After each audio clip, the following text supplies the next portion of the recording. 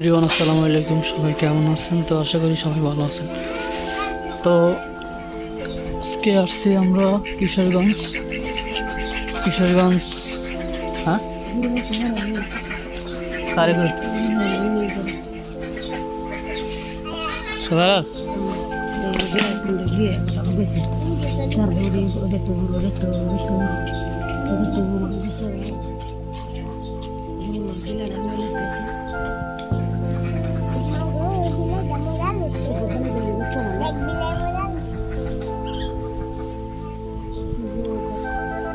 আসলে আমাদের আসার উদ্দেশ্য একটাই, আমরা আসছি বউ দেখার জন্য।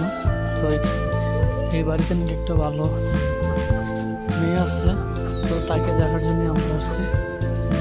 তো দেখা যাক, বাসায় কেউ নাই, সম্ভবত মারা গেছে।